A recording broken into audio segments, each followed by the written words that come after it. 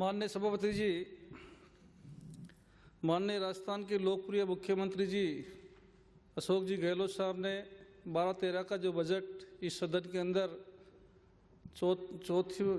चौथा बजट जो सदन में रखा, करीब 33,500 करोड़ रुपए का, और उन्होंने इस बजट के अंदर सभी वर्गों को, महिलाओं को, युवाओं को, वृद्धजनों को, SC, ST, OBC, SBC, अल्पसंख्यक वर्ग तथा किसानों तथा आर्थिक रूप से कमजोर वर्ग के कल्याण के साथ साथ आधारभूत संरचना के साथ साथ उन्होंने हर क्षेत्र के अंदर शिक्षा, चिकित्सा, पेयजल, आवास, सड़क, बिजली इत्यादि अनेक ऐसे विभागों को छूते हुए जो बजट रखा। वास्तव में यह बजट लोक कल्याणकारी और विकासोन्मुख बजट है। मैं इसके पक्ष में बोल रहा हूँ। आदरणीय राजस्थान के लोकप्रिय मुख्यमंत्री अशोक जी गहलोत साहब ने जो लोक कल्याणकारी जन नीतियाँ राजस्थान को दी है, वो हम सब लोग गाँव में जाकर उनकी उन नीतियों को हर गांव और ढाणी तक पहुंचाने का प्रयास किए हैं। आप मुख्यमंत्री निःशुल्क दवा योजना, 2 लाख दवाइयाँ प्रतिदिन वितरण किया जाता है।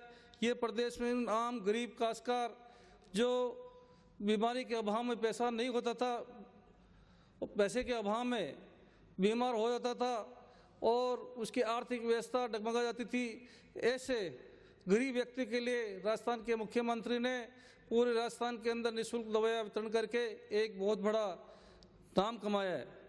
दूसरा, केंद्र सरकार द्वारा माँ जननी शिशु योजना, ग्रामीण क्षेत्र में 1,400 रुपये तथा शहरी क्षेत्र में 1,000 रुपये की वित्तीय सहायता तथा परिवहन, भोजन, आवश्यक चिकित्सा जांच, सारा का सारा पैसा जननी शिशु योजना के अंदर जब प्रसूता जब हॉस्पिटल में जाती है तो उसका सारा का सारा इलाज और पैसा उसको फ्री दिया जाता। ये राजस्थान के लोकप्रिय मुख्यमंत्री की एक योजना है। तीसरा, मुख्यमंत्री ग्रामीण BPL आवास योजना, ये पूरे राजस्थान के अंदर ऐसे गरीब व्यक्ति जिसके पास पैसा नहीं और उसके रहने के लिए झोपड़ी नहीं, उन गरीबों को छत देने के लिए माननीय मुख्यमंत्री जी ने हुडको से करीब 3,400 करोड़ रुपए के ऋण की सहायता लेकर के पूरे राजस्थान के अंदर 10 लाख ग्रामीण BPL 3 वर्षों में आवास उपलब्ध कराने की एक बहुत बड़ी अहम योजना ली है। चौथा, राजस्थान लोक सेवाओं के प्रदान करने की गारंटी, ये गारंटी एक ऐसी गारंटी है जिसमें करीब 25 विभाग इसमें लिए गए हैं और उनकी समय सीमा तय की है ताकि वो अधिकारी लोग पाबंद रहें और आम गरीब किसान को समय पर काम हो जाए। और मैं निवेदन करना चाहता हूँ, राजस्थान के लोकप्रिय मुख्यमंत्री ने अनेक ऐसे विभागों में, जैसे सार्वजनिक विभाग, जो नरेगा के माध्यम से डाणियों बसावटों को नरेगा की योजना के तहत ग्रेवल रोड बना करके तथा साथ ही साथ डामरीकरण का कार्य संपादित किया जाएगा। इसके लिए 250 से 500 की आबादी और 2,900 गाँवों को डामर के जोड़ने का एक बहुत बड़ा लक्ष्य रखा है। दूसरा, मैं आपको एक निवेदन करना चाहता हूँ सभापति जी, राजस्थान के लोकप्रिय मुख्यमंत्री जी ने पूरे राजस्थान के अंदर 16 मेगा हाईवे का कार्य हाथ में लिया। उसमें मेरा विधानसभा क्षेत्र शाहपुरा भी उसमें आया है। करीब 80 किलोमीटर एक मेगा हाईवे के अंदर मेरे वहाँ शाहपुरा से जुड़ेगी, जो जयपुर से फागी, मालपुरा, केकड़ी, शाहपुरा, मांडल होती हुई उसकी करीब 212 किलोमीटर की लंबाई और 282 करोड़ रुपए उसमें लगेंगे। दूसरा, मैं और निवेदन करना चाहता हूँ, ऊर्जा के क्षेत्र के अंदर राजस्थान सरकार प्रदेश की ऊर्जा उत्पादन क्षमता के विकास हेतु प्रतिबद्ध है। 3 वर्ष में ऊर्जा उत्पादन क्षमता 3,380 मेगावाट की वृद्धि हुई है और बाहरी पंचवर्षीय योजना के दौरान मांग के अनुरूप विद्युत उत्पादन सुनिश्चित करने की दृष्टि से 11,590 मेगावाट क्षमता की 14 परियोजनाएं स्वीकृत की जा रही है। साथ ही साथ पेयजल के अंदर तथा अक्षय ऊर्जा की विपुल संभावनाओं को देखते हुए पवन और सौर ऊर्जा के उत्पादन को प्रोत्साहित करने के लिए विशेष प्रयास किए जा रहे हैं।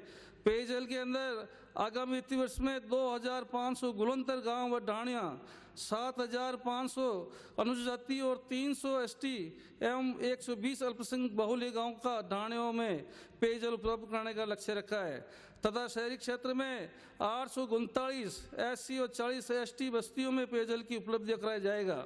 साथ ही साथ मैं आपसे निवेदन करना चाहता हूं, माननीय सभापति जी, चिकित्सा स्वास्थ्य के क्षेत्र में माननीय मुख्यमंत्री जी ने निःशुल्क दवा के साथ साथ 2012-13 में 25 प्राथमिक स्वास्थ्य केंद्र खोलने का एक लक्ष्य सामुदायिक स्वास्थ्य केंद्र और केंद्रों में क्रमबद्ध किया जाएगा। साथ ही साथ 100 नए प्राथमिक स्वास्थ्य केंद्र खोले तथा 2 वर्षों में 3000 नए उप स्वास्थ्य केंद्र खोलने का लक्ष्य रखा है तथा आगामी वर्ष में सामुदायिक स्वास्थ्य केंद्रों में 1000 सहियों की वृद्धि करने का लक्ष्य रखा है तथा 100 सहियों वाली सभी चिकित्सा संस्थानों में न्यू ब्रॉन स्टेबलिज यूनिट की स्थापना का लक्ष्य रखा है। सामाजिक न्याय और अधिकारिक क्षेत्र में निःशक्त जन बालक 8 वर्ष की आयु पूर्ण करने पर निःशक्त पेंशन देय है। 8 वर्ष से कम आयु बालक पात्र व्यक्तियों को प्रतिमाह 250 रुपये पेंशन स्वीकृत की जाती है तथा HIV और एड्स ग्रसित बच्चे के देखभाल के हेतु स्वयंसेवी संस्था की मदद से 50 टाइम से पुरानी लाइन बिछी हुई थी, उसको नवीनीकरण का हमको पैसा दिया, उसके लिए बहुत बहुत आभारी। धन्यवाद। जय हिंद।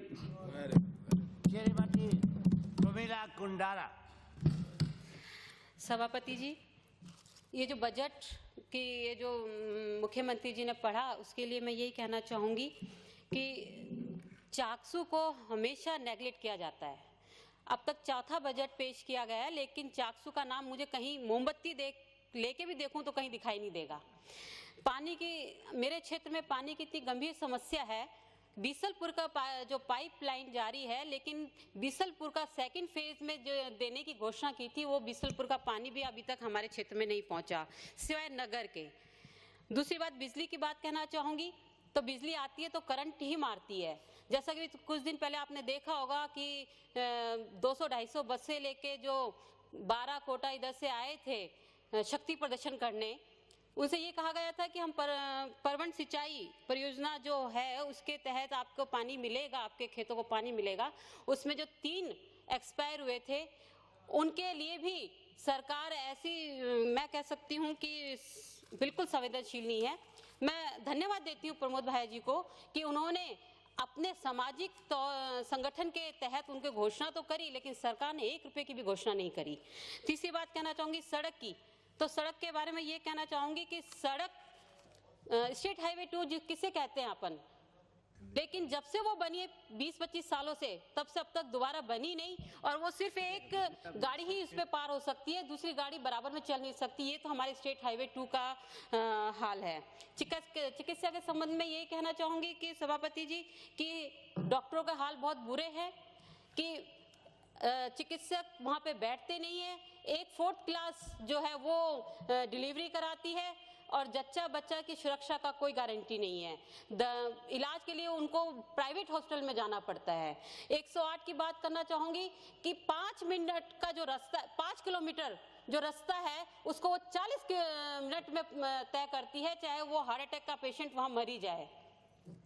तो शिक्षा के क्षेत्र में यही कहना चाहूंगी सभापति जी कि शिक्षा के लिए तो मैं यही, जो एग्जाम चल रहे हैं, लेकिन हरसुलिया गांव के अंदर 3 महीने से 2 टीचर्स को यहाँ नगर निगम में लगाया हुआ है डेपुटेशन पे। तो अब बताओ बच्चे क्या पास होंगे या फेल होंगे, ये आप ही बता दें। लेकिन बजट में के अंदर मैं ये और कहना चाहूंगी कि एक बहुत बड़ा वर्ग जो है व्यापारी वर्ग, उसके लिए मैं ये कहना चाहूंगी कि मुख्यमंत्री जी ने जो कर प्रस्ताव का जो किया है, उसमें मैंने अध्ययन करने से मेरे को ऐसा प्रतीत होता है कि आप सरलीकरण के नाम पर कर निर्धारण की प्रक्रिया को और जटिल बना रहे हैं, जिससे कि व्यापारी वर्ग में खासा रोष है। उदाहरण के तौर पे आपने 2012-13 का बजट पेश करते समय तिमाही जो विवरणियां हैं और एवं वार्षिक विवरणियां फार्म वेट 10 और वेट 10A को इतना जटिल और लंबा कर दिया है कि आम व्यवसायी बिना कर सलाहकार की मदद से इन फार्मों को भर ही नहीं सकते। इसके अतिरिक्त आपके द्वारा प्रस्तावित रजिस्ट्रेशन के संबंध में नियम 12(3) में मैं भी संशोधन प्रस्तावित किए हैं, लेकिन प्रस्तावित संशोधन स्वयं में ही एक विरोधाभासी है। उपनियम 4 में यह प्रावधान किया गया है कि अगर व्यवसायी द्वारा बैंक अकाउंट का नंबर वेट रजिस्ट्रेशन फॉर्म में नहीं लिखा गया तो फॉर्म अधूरा माना जाएगा एवं उस व्यवसायी को वैट के तहत रजिस्ट्रेशन नहीं दिया जाएगा। इस संबंध में मैं ये कहना चाहूंगी कि एक तरफ तो बैंक व्यवसायी को से बिना टिन नंबर के लिए बैंक अकाउंट नहीं खोलता और दूसरी तरफ वाणिज्य कर विभाग बिना बैंक अकाउंट नंबर के वेट के तहत व्यापारी का रजिस्ट्रेशन नहीं करेगा। अतः आप द्वारा प्रस्तावित संशोधन पूरी तरह से विरोधाभासी है और व्यापारी वर्ग के हित में के विपरीत है। गत वर्षों में बजट प्रस्तुत करते समय आप द्वारा व्यापारियों को राजस्थान मूल्य परिवर्धित कर नियम 2003 एवं केंद्रीय बिक्री कर अधिनियम 1956 के तहत प्रस्तुत किए जाने वाले जो घोषणा पत्र के लिए समय दिया जाता रहा है, लेकिन वर्ष 2012 और 13 का बजट प्रस्तुत करते समय इस तरह का कोई प्रावधान नहीं किया गया, जिसके कारण व्यापारियों को बेवजह परेशानी का सामना कर पड़ रहा है।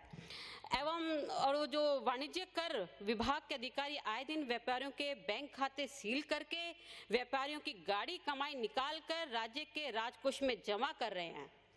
यहाँ पर यह कहना उचित होगा कि माननीय अदालतों का यह मत रहा है कि अगर घोषणा प्रपत्र माननीय अपील अधिकारियों के समक्ष भी प्रस्तुत किया जाते हैं तो उन्हें स्वीकार किया जाना चाहिए। अतः मेरा निवेदन है कि मात्र तकनीकी खामियों का सहारा लेते हुए व्यापारी को बेवजह परेशानियों से बचाने के लिए वर्तमान बजट में घोषणा प्रपत्रों की पेश करने की समय सीमा को बढ़ाने का प्रावधान करना चाहिए था।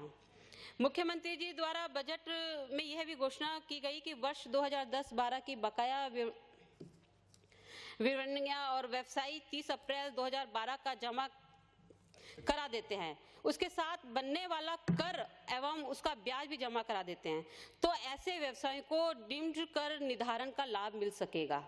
इस संबंध में मैं पूर्व के वर्षों के बजट प्रावधानों को देखने से मालूम होता है कि इस वर्ष में आपने व्यवसायियों को रियायत देने में बहुत कंजूसी करी है। पिछले बजट जो वर्ष के जो बजट में प्रावधान किया गया था उसमें व्यवसायी को केवल कर जमा कराने की शर्त पर डीम्ड कर जो निर्धारण का लाभ दिया गया था, जबकि इस बार व्यापारियों पर ब्याज की भार भी लाद दिया, जो कि इस मंदी के दौर में व्यापारियों के लिए कोड़ में खाज का काम करेगा। पिछले वर्ष में आपने टैक्स सेटलमेंट बोर्ड की स्थापना की घोषणा की थी, जिससे कि मामलों का निस्तारण कोर्ट के बाहर किया जा सके। इस संस्था पर गत एक वर्ष में करोड़ों रुपयों का व्यय किया जा चुका है, लेकिन इसके बावजूद आज दिन तक मामले का निस्तारण इस संस्था द्वारा नहीं किया गया, जो कि जनता की गाड़ी कमाई के पैसों की बर्बादी है। इस संस्था में केवल वो ही प्रकरण जाते हैं जो कि 10 वर्ष पुराने और वाद दायर करने के लिए रुपये 10,000 की फीस जमा करानी पड़ती है। इस संबंध में मेरा निवेदन है कि पिछले वर्षों में 10 पुराने जो भी वादों का निपटारा हो चुका है, ऐसा कोई भी प्रकरण लंबित नहीं है। जहां तक फीस का प्रश्न है वो इतनी ज़्यादा है कि व्यापारी जाने की भी नहीं सोच सकते। आप अतः मेरा निवेदन है कि इन दोनों मुद्दों पे पुनः विचार करें। जहां तक मैं समझती महिला हूं और महिला की बात करूंगी कि महिला उद्यमी के लिए इस बजट में कोई भी प्रावधान नहीं है, कोई भी छूट नहीं है, किसी प्रकार की भी महिला उद्यमी के बारे में कोई भी लिखा हुआ नहीं है। तो आपने बजट पेश करते समय वाणिज्य कर विभाग द्वारा अर्जित राजस्व के संबंध में बहुत तारीफ की, लेकिन मुख्यमंत्री जी इसमें वाणिज्य कर विभाग से ज्यादा बढ़ती पेट्रोलियम पदार्थों की कीमत का योगदान है। अगर आप पेट्रोलियम पदार्थों से प्राप्त राजस्व एवं अन्य वस्तुओं से प्राप्त राजस्व की तुलना करेंगे तो यह आपको स्वतः ही स्पष्ट हो जाएगा। हाल के ही दिनों में देखने में आया कि वाणिज्य कर में पदस्थापित उपायुक्त यानी अपील्स, जो कि एक निष्पक्ष संस्था है, को वाणिज्य कर विभाग के आला अधिकारियों ने कठपुतली बना के रख दिया है, जिससे वे स्वतंत्र रूप से निष्पक्ष न्याय नहीं कर पा रहे। 2 अधिकारी ने न्याय करने का प्रयास किया तो उन्हें तुरंत एपीओ कर दिया गया, जिससे कि पूरा राज्य का उपायुक्त जो अपील्स हैं उसमें भय व्याप्त है एवं वो निष्पक्ष रूप से अपने कार्य को नहीं कर पा रहे। अतः इस संबंध में तुरंत कार्रवाई करके या तो उपायुक्तों को पद को खत्म कर दें, अन्यथा उन्हें निष्पक्ष न्याय करने के लिए स्वतंत्र कर दें। पिछले बजट में आप द्वारा जो घोषणा की गई थी कि माननीय राजस्थान कर बोर्ड के निर्णय निम्न अधिकारियों पे बाध्यकारी होंगे, लेकिन स्थिति यह है कि आज भी राजस्थान कर बोर्ड के निर्णयों को कोई भी निम्न अधिकारी नहीं मानता। अतः मैं आपसे निवेदन करती हूँ कि राजस्व मंडल की तरह राजस्थान कर बोर्ड को भी कंटेम्प्ट के अधिकार दिए जाएं, जिससे कि वे अपने आदेशों को एग्जीक्यूट करा सकें। और मैं यही कहना चाहूँगी अंत में कि ये महिला विरोधी है, किसान विरोधी है, युवा विरोधी है और कलाकार विरोधी है। कुल मिला के सारे ही विरोधी हैं, क्योंकि इसमें ना तो महिला का पिछली बार तो वो क्या बोलते हैं बेलन में वेट कम किया था, बड़ा हंगामा किया था, सारे माननीय सदस्य चिल्ला के कह रहे थे कि वेट कम कर दिया। माननीय जी बहुत टाइम हो गया, आपको अब समय भी कम है थोड़ा। वेट नहीं मतलब लगाया, लेकिन मैं कहती हूँ अब तालियां बजाओ कि महिलाओं के लिए सदस्य बोलने हैं इस बजट में क्या दिया है। मुझे तो नहीं लगता कि महिलाओं की आर्थिक सशक्तिकरण की बात करते हैं और महिलाओं को इस बजट में कुछ भी नहीं दिया, इसलिए मैं तो महिला विरोधी, विशेषकर महिला विरोधी। धन्यवाद। माननीय गणेश सिंह जी परमार। आज तो व्यवसायों का सारा टैक्स। माननीय उपाध्यक्ष महोदय, हमारे माननीय मुख्यमंत्री जी महोदय द्वारा एक लोक कल्याणकारी एवं ऐतिहासिक बजट पेश किया। मैं मुख्यमंत्री जी महोदय का बहुत आभार प्रकट करता हूं, धन्यवाद अर्पित करता हूं। माननीय उपाध्यक्ष जी महोदय, मुख्यमंत्री जी के द्वारा लोक कल्याणकारी योजना को सर्वोच्च प्राथमिकता देते हुए विगत 3 वर्षों में एक आम आदमी को बिंदु मानकर जो उत्थान के कार्य किए गए हैं, जिसके सार्थक परिणाम साफ दिखाई दे रहे हैं। हमारी सरकार विकास के लिए प्रतिबद्धता के साथ काम कर रही है। गांव, गरीब और किसान को विकास के साथ जोड़कर प्रदेश को खुशहाली की ओर अग्रसर करने का काम किया है। माननीय उपाध्यक्ष महोदय, वर्ष 2012-13 की वार्षिक योजना का आकार बढ़ाते हुए 33,500 करोड़ रुपए का निर्धारित किया गया है, जो 2010-11 की अनुमोदित योजना का 21.8% अधिक है। माननीय उपाध्यक्ष महोदय, हमारे मुख्यमंत्री जी महोदय द्वारा आम जनता को एक बहुत बड़ी सौगात दी है। मुख्यमंत्री निःशुल्क दवा योजना प्रारंभ की गई, जिसका फायदा आम गरीब व्यक्ति को मिला और ये योजना एक गरीब के लिए बहुत ही कारगर सिद्ध हुई है। निःशुल्क दवा योजना वितरण योजना के अंतर्गत प्रतिदिन लगभग 2 लाख रोगियों के दवा का उपलब्ध करवाई जा रही है, जो एक बहुत बड़ा कदम है। माननीय उपाध्यक्ष महोदय, मुख्यमंत्री जी के द्वारा जननी सुरक्षा लागू की गई, जिसका फायदा आम व्यक्ति को मिला, जिसका फायदा आम वर्ग के लोगों को मिला। इस योजना के प्रारंभ होने से पूर्व ग्रामीण इलाकों में रहने वाले 40 से 50% महिलाओं की डिलीवरी घरों में होती थी, क्योंकि उनके पास हॉस्पिटल जाने के लिए पैसे तक नहीं मिलते थे और माँ और बच्चे की जिंदगी सुरक्षित नहीं थी। इस योजना के लागू होने के बाद मातृ और शिशु की मृत्यु दर में कमी आई है और फरवरी 2012 तक 3,70,000 महिलाओं को इस योजना के अंतर्गत लाभ मिला है, जो एक बहुत बड़ी बात है। माननीय उपाध्यक्ष जी महोदय, मुख्यमंत्री जी के द्वारा बीपीएल आवासों की लंबित मांग को देखकर अगर वो इंदिरा आवास की तर्ज पर अगर उस मांग को पूरी की जाती तो 22 से 23 वर्ष लगते थे।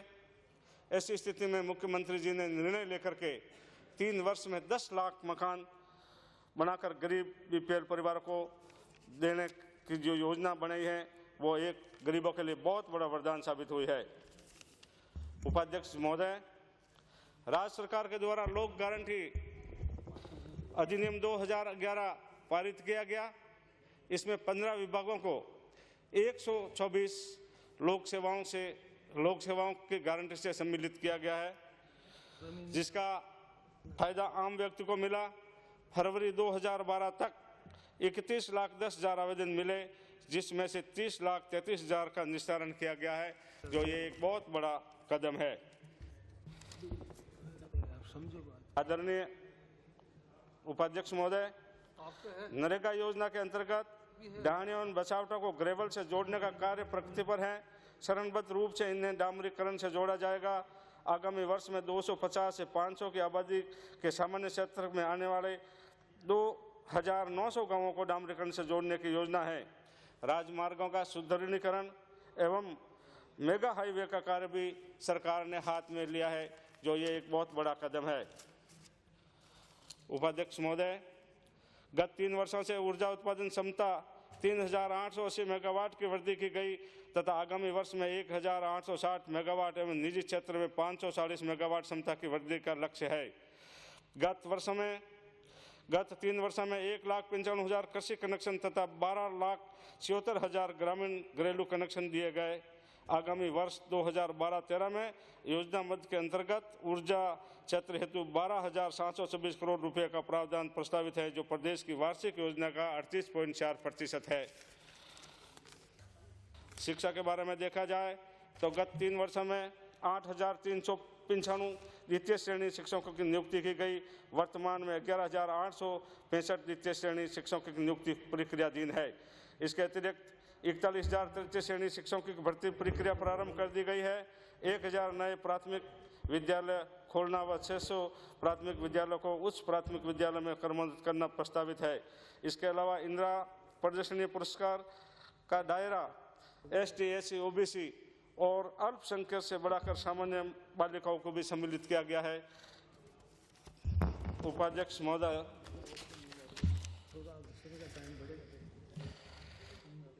पशुपालन को अगर देखा जाए तो मुख्यमंत्री जी निःशुल्क दवा योजना की तर्ज पर आगामी वर्ष से सभी राज्य के पशु चिकित्सालयों में पशुओं के लिए भी निःशुल्क दवा योजना लागू की गई है। गृह को देखा जाए तो गत वर्ष 12,000 पुलिस कर्मियों की भर्ती की घोषणा की गई, जो प्रक्रियाधीन है। आगामी 2 वर्ष में 10,000 और पुलिस कर्मियों की भर्ती की जाएगी। उच्च स्तर की शिक्षण व्यवस्थाओं के लिए सरदार पटेल पुलिस एवं सुरक्षा विश्वविद्यालय स्थापित करने की भी घोषणा की गई है। उपाध्यक्ष महोदय, पेयजल के बारे में देखा जाए तो राज्य सरकार द्वारा पेयजल समस्या को स्थायी निराकरण हेतु पेयजल स्रोतों को टिकाऊ बनाने की नीति अपनाई है। पुरानी व जर्जर पाइपलाइनों को बदल करके नई पाइपलाइन डालकर शुद्ध पेयजल उपलब्ध कराना का कार्य सरकार के द्वारा किया जा रहा है। मैं मेरी विधानसभा के लिए भी मुख्यमंत्री जी महोदय से मांग करता हूं कि एक बेड़स पेयजल योजना जो पूर्ववर्ती कांग्रेस की सरकार में बनी थी, बदकिस्मती से सरकार बदल गई और उसमें भारतीय जनता पार्टी की सरकार के द्वारा किसी भी प्रकार से कोई ठोस कदम नहीं उठाया गया, जिससे ये योजना लटक गई। अब इसकी NOC सुप्रीम कोर्ट द्वारा प्राप्त हो चुकी है। इसको तत्काल चालू कराने की मांग मुख्यमंत्री महोदय से मैं करता हूँ। सहकारिता के बारे में देखा जाए तो सहकारी संस्था के माध्यम से प्रदेश के किसानों को आगामी वर्ष की स्वीकृत किए जाने वाले 1 लाख रुपए तक को समय पर चुकाने पर पूरा संपूर्ण ब्याज अनुदान के रूप में दिया जाएगा। वृद्धावस्था विकलांग विधवा पेंशन योजना के अंतर्गत इस वित्तीय वर्ष में 12 लाख से अधिक व्यक्तियों को लाभान्वित किया गया है और महिला सशक्तिकरण में 2,20,000 महिला समूह बनाए गए हैं। पालनहार योजना के अंतर्गत 47,000 बालकों को लाभान्वित किया गया है। इस तरह जल संसाधन विभिन्न सिंचाई परियोजना हेतु 1,086 करोड़ का प्रावधान है। शिक्षा सुविधा हो, चाहे सामाजिक न्याय एवं अधिकारिता का मामला हो, महिला बाल विकास में लक्ष्मी महिला समृद्धि स्थापित करने का मामला हो, मुख्यमंत्री ग्रामीण रोजगार योजना हो, कृषि का मामला हो, मुख्यमंत्री शहरी BPL रोजगार योजना लागू करना हो, चाहे युवा मामले एवं खेल खिलाड़ियों को देय पुरस्कार में 10 गुना वृद्धि का मामला हो या मुख्यमंत्री शहरी बीपीएल आवास हो, मुख्यमंत्री जी के द्वारा जो इस बजट भाषण के प्रारंभ से लेकर अंत तक प्रत्येक बिंदु में लोक कल्याणकारी योजना का समाविष्ट की गई है। मैं मुख्यमंत्री जी का बहुत बहुत आभार प्रकट करता हूँ, बहुत बहुत धन्यवाद देता हूँ। और साथ ही साथ जो विपक्ष में बैठे हुए माननीय सदस्यों के द्वारा इस बजट का जो विरोध किया जा रहा है वे बेबुनियाद हैं, निराधार हैं। धन्यवाद। माननीय कान सिंह जी कोटड़ी, कृपया तो आपके पास 4 मिनट बाकी हैं। सर उसमें थोड़ा समाप्त करना है। मैं तो पहली वेले बोलिया हुक्म आवड़ने वाली। बोल दीजिए 4 मिनट है आपके पास, हो बोल दीजिए। माननीय उपाध्यक्ष महोदय, माननीय मुख्यमंत्री जी ने बजट भाषण में जो जन आकांक्षाओं की पूर्ति के लिए समग्र विकास को दर्शाया गया है, इस संबंध में मैं मेरे विधानसभा सिवाना के बारे में निवेदन करना चाहता हूं कि सिवाना बाड़मेर जिले का पानी व कृषि की दृष्टि से समृद्ध क्षेत्र था, परंतु इन वर्षों में अपर्याप्त वर्षा, नदियों के प्रवाह क्षेत्र में अवरुद्धता के कारण हमारे क्षेत्र में पेयजल की समस्या है। पूर्ववर्ती सरकार के द्वारा इस समस्या का समाधान करने के लिए 2 वृहद योजनाओं बनाई। उमेश सागर धवा समदड़ी खंडप, जिसके में 364.93 करोड़ रुपए, और दूसरी योजना थी पोकरण फलसूंड, जिसके लिए 1084.83 करोड़, जिसमें मेरे विधानसभा क्षेत्र के उमेश सागर धवा समदड़ी में 56 गांव और एक समदड़ी कस्बा था। और गत वर्ष के अंदर माननीय मुख्यमंत्री जी के द्वारा हमारे इस समदड़ी की इस योजना के अंदर बजट में प्रावधान किया, और इस बजट में कंटिन्यू रखते हुए भी इस वर्ष भी बजट के अंदर है इस उमेश सागर धवा समदड़ी खंडप के अंदर प्रावधान किया है। उसके लिए मैं माननीय मुख्यमंत्री जी का धन्यवाद ज्ञापित करता हूं, तथा माननीय मुख्यमंत्री जी से निवेदन करता हूं कि हमारे समदड़ी के अंदर 6 फरवरी को पानी मीठा पहुंचा है। आगे हमारे 56 गांव हैं जहां की स्थिति बहुत ही विकट है, वहां पर पानी बहुत ही खारा है। मैं जिस तरीके से बालोतरा के अंदर इमरजेंसी योजना बनाकर बालोतरा को पानी की सप्लाई की गई है, मेरा भी ये निवेदन है। इस संबंध में मैंने माननीय प्रिंसिपल सेक्रेटरी महोदय से भी निवेदन किया था कि आप हमारा जो खंडप क्षेत्र है, 56 गांव हैं, वहां पर आप इमरजेंसी योजना बना करके हमारे इस क्षेत्र को मीठा पानी उपलब्ध कराएं। इस क्षेत्र के अंदर तालाब के अंदर भी पानी नहीं है, खारा नहीं है, इसलिए मैं पुनः जलदाय मंत्री जी से निवेदन करता हूं कि हमारे इन गांवों को मीठा पानी उपलब्ध कराने के लिए आप इमरजेंसी योजना बनाएं। तथा दूसरी हमारी जो योजना है वो है पोकरण फलसूंड योजना, जिसके अंतर्गत भी हमारे इस योजना के अंदर, इस बजट के अंदर प्रावधान किया गया है। उसके लिए भी मैं माननीय मुख्यमंत्री जी का धन्यवाद ज्ञापन करता हूं। 590 करोड़ रुपया इसके अंदर स्वीकृत किया है। इसके अंतर्गत हमारे बाड़मेर, जैसलमेर का पोकरण, सिवाना, बालोतरा और 171 गांव है। तो मैं ये निवेदन करता हूं कि इसकी योजना के अंतर्गत भी शीघ्र काम शुरू किया जाए, ताकि हमारे क्षेत्र के अंदर जो एक समृद्ध क्षेत्र था, परंतु कंटिन्यू बरसात अपर्याप्त होने के कारण पानी की विकट समस्या है। इसलिए मेरा यह निवेदन है कि इन योजनाओं को शीघ्र कार्यान्वित किया जाए, ताकि हमारे क्षेत्र को मीठा पानी उपलब्ध हो। दूसरी हमारे क्षेत्रीय योजनाएं हैं, सिंदरी क्षेत्र के अंदर है, वहां पर भी पानी बहुत खारा है। इसलिए ये जो क्षेत्रीय योजना है, जलदाय मंत्री जी से निवेदन है कि वहां पर भाटा से सिंदरी की जो योजना है उसके अंदर पानी खारा है। 60 लाख रुपए हैं, पादरू से भाटा को जोड़ा गया है, परंतु अभी तक काम पूरा नहीं हुआ है। माननीय जलदाय मंत्री जी से निवेदन है कि आप ये जो कार्य है इसको शीघ्र पूरा कराएं, तथा वहां पर भी आप पाइपलाइन जर्जर है, टंकियां जर्जर है, जिसके कारण सिंदरी क्षेत्र के अंदर हर समय पानी की दिक्कत रहती है। इसलिए माननीय जलदाय मंत्री से निवेदन है कि वहां पर कर्मचारियों की कमी है, इसलिए आप अधिकारियों को निर्देशित करें ताकि सही मॉनिटरिंग हो और वहाँ के लोगों को ये जो पानी है वो उपलब्ध हो, ताकि काफ़ी उनको राहत मिले।